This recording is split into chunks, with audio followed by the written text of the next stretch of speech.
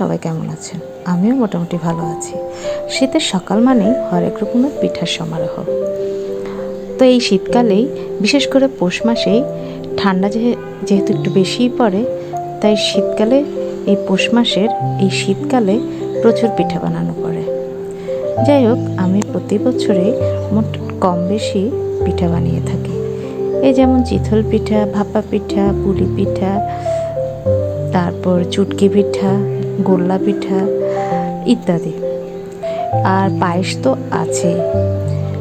খেজুরের গুড় দিয়ে দুধ দিয়ে আমি পায়েস রান্না করে থাকি।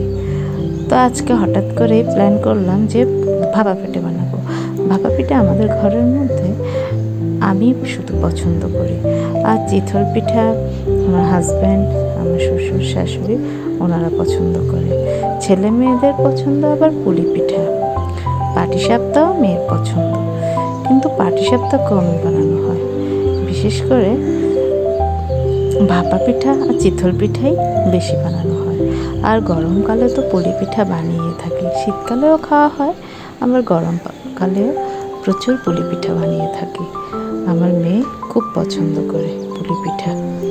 তো যাই হোক, ভাপা পিঠা বানানোর জন্য স্পেশালি আমি চালের গুঁড়ো করে এনেছি।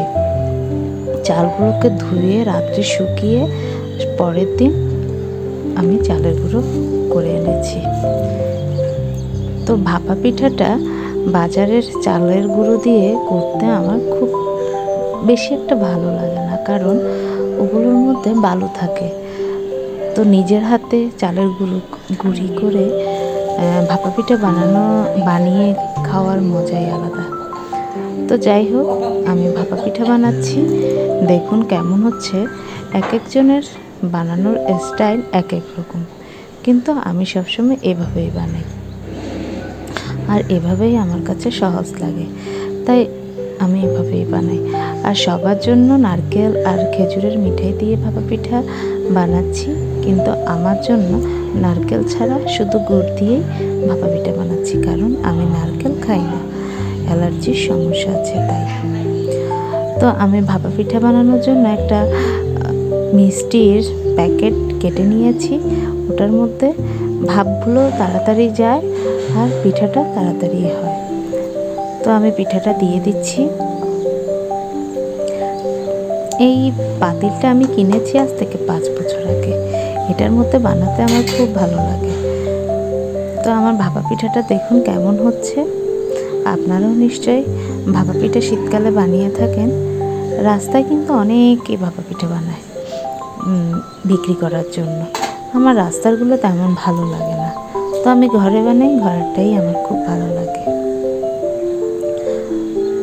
আর চা দিয়ে বিশেষ করে ভাপা পিঠা খেতে আমার খুব ভালো লাগে। তো আমার ভাপা পিঠাটা হওয়ার পরে ঠিক এমনটাই হয়েছে। দেখতে কিন্তু খুব সুন্দর লাগছে। হয়তো ক্যামেরাতে ভালো আসেনি, তবে সরাসরি কিন্তু খুবই ভালো এসেছে। তো ধন্যবাদ, সবাই ভালো থাকবেন।